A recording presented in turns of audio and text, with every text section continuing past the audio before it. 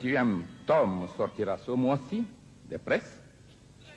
À chaque sortie, le premier exemplaire lui était adressé au général de Gaulle de son vivant. Nos positions sont des positions rationnelles, non passionnelles. Nous pensons que la grandeur de l'homme, tout comme la grandeur d'une nation, ne saurait être exprimée valablement que par l'esprit sous-tendant ses attitudes, ses activités. Et c'est pourquoi, avec la France, nous n'avons jamais eu de rupture réelle. Il y a eu l'incompréhension. Il y a eu même des animosités entre quelques groupes et nous. Mais quant au peuple français que nous connaissons, que nous admirons, il n'y a pas eu de rupture, il ne peut pas y avoir de rupture. Pourquoi? Notre fusion totale est faite dans la communauté des idéaux choisis. Et soyez sûrs que la Guinée est sans complexe. Elle a voulu faire montre de responsabilité, de dignité. Et souvent, à l'extérieur de l'Afrique, l'image que l'on a de l'Afrique, c'est cet homme mendiant, assis au carrefour de la rue ou devant une mosquée avec les mains tendues pour recevoir l'aumône. Et même ceux qui, par générosité ou par compréhension de la nécessité de l'aide, apportent cette aide, ils la font souvent dans des formes blessantes. Nous disons, quant à nous, l'histoire, ce n'est pas une course de vitesse. C'est une course de fond sans fin.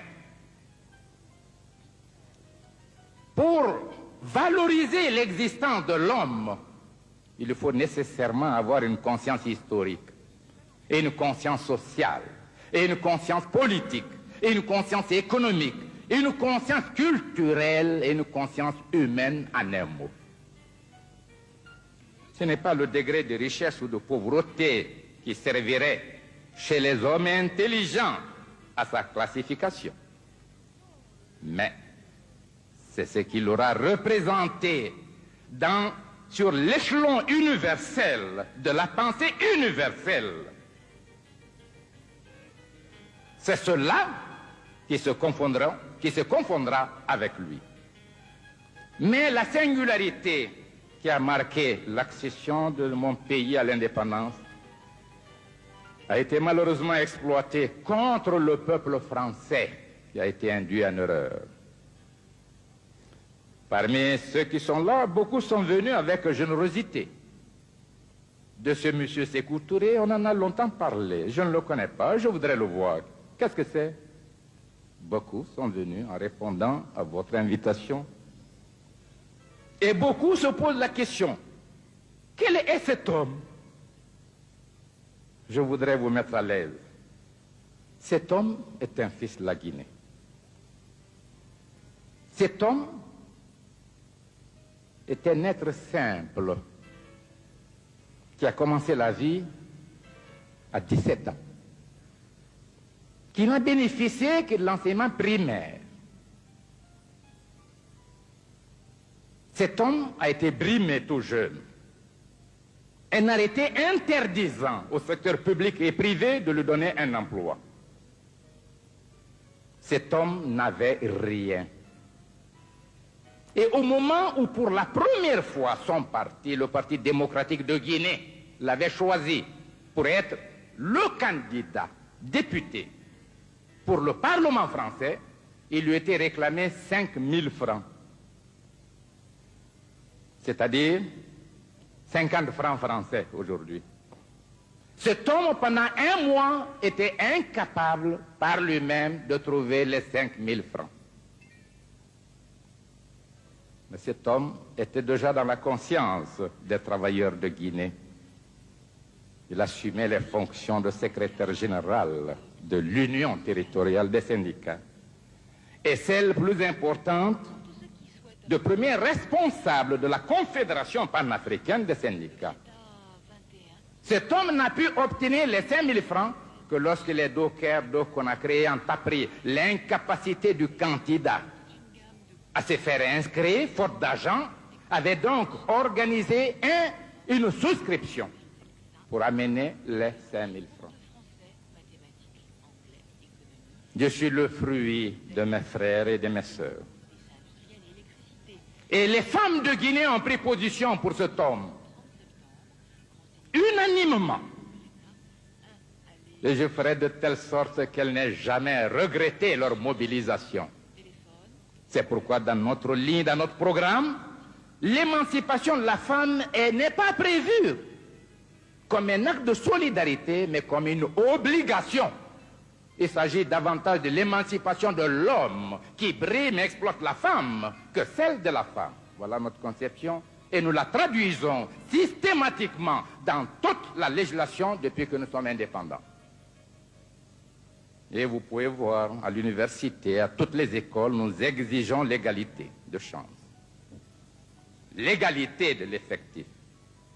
Dans la vie, à l'Assemblée, nous avons 42 députés sur une assemblée de 210. Dans le gouvernement, dans tous les appareils de direction. Cet homme aussi a été soutenu par les jeunes parce qu'il avait dirigé le mouvement de la jeunesse. Mais cet homme était esclave d'une tradition familiale.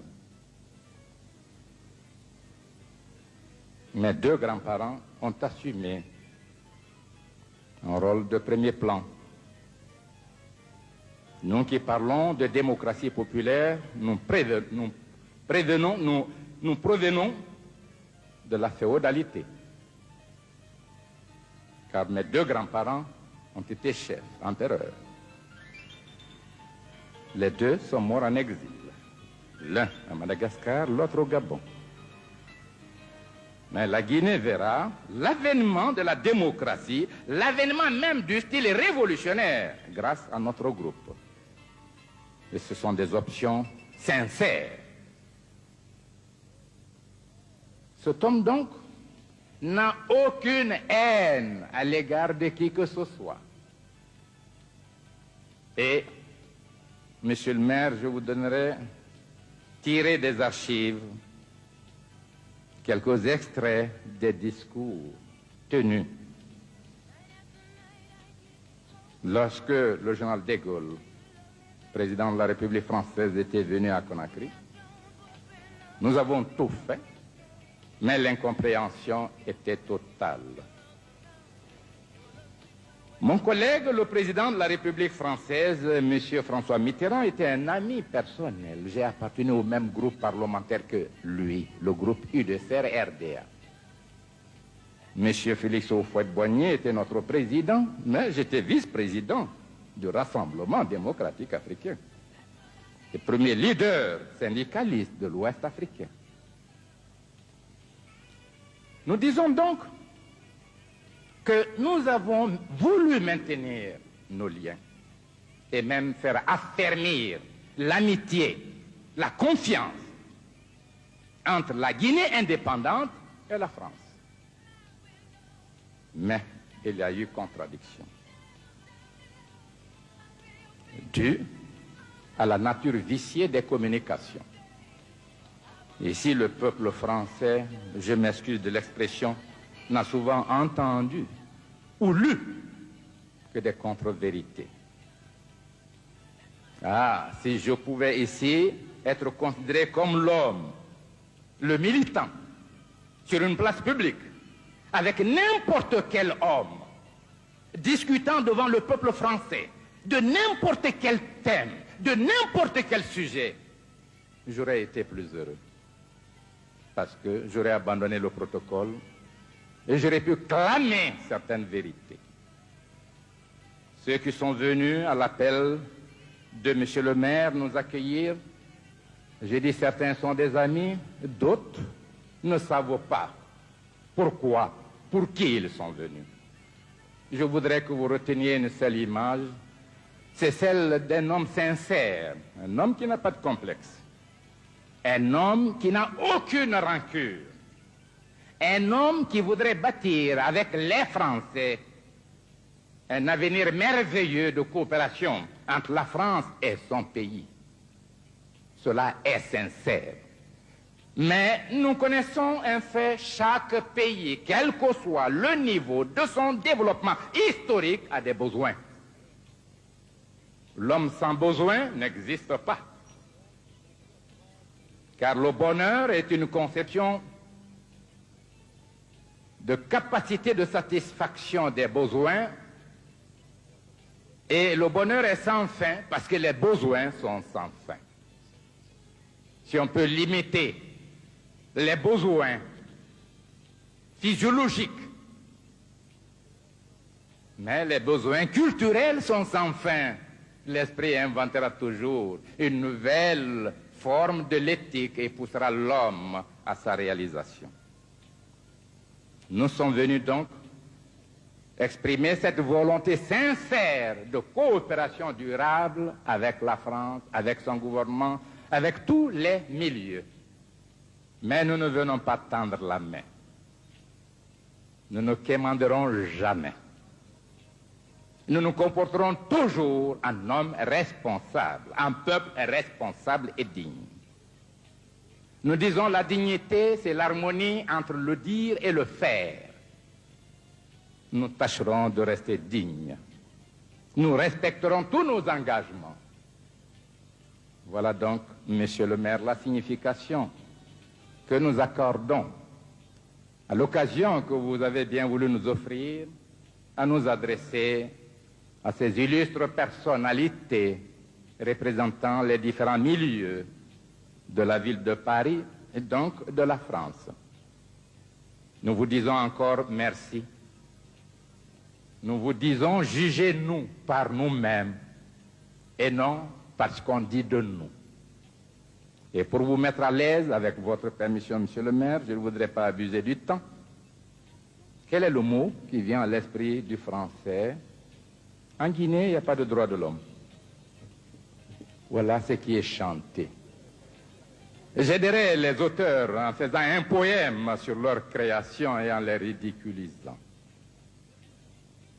Je vous assure, au nom de tout ce qui m'est cher, de mes grands-parents qui ont symbolisé la résistance africaine, de moi-même qui ai dirigé, organisé cette résistance jusqu'à l'indépendance, en tant que leader des syndicats, leader des jeunes, jamais un homme en Guinée n'a été poursuivi pour raison politique, raison de délit de presse, raison de délit de parole. Si vous lisez mes thèses philosophiques, pour moi, il n'y a pas de raison d'État. Et nous sommes le seul pays à avoir perçu la fusion nécessaire entre l'État, le parti et le peuple en créant une phase historique, celle du parti État. Mais qu'à lire les thèses philosophiques justifiant cette entité. Aucun individu en Guinée ne peut exercer une parcelle de l'autorité du pays, de la souveraineté nationale, sans avoir été élu par le peuple. À 17 ans, tout le monde est électeur. Aucune loi ne peut être votée par le Parlement guinéen sans avoir été soumise sous forme de projet à tous les villages, à tous les quartiers, pour que le peuple le discute, en détermine d'abord la moralité, en laissant au Parlement le soin de donner la forme régulière à la loi. Aucun peuple ne le fait. Nous sommes d'une démocratie avancée. Et ce n'est pas par orgueil quand je dis que notre système démocratique est en avance. Je voudrais que les plus sceptiques viennent en Guinée. Monsieur le maire, j'ai connu au hasard votre illustre adjoint qui était venu en Guinée et qui m'a fait l'honneur d'une visite, sachant très bien que tout Français qui viendra à Conakry viendra avec un héritage de l'action nocive de la presse. Je lui ai demandé de bien vouloir se promener avec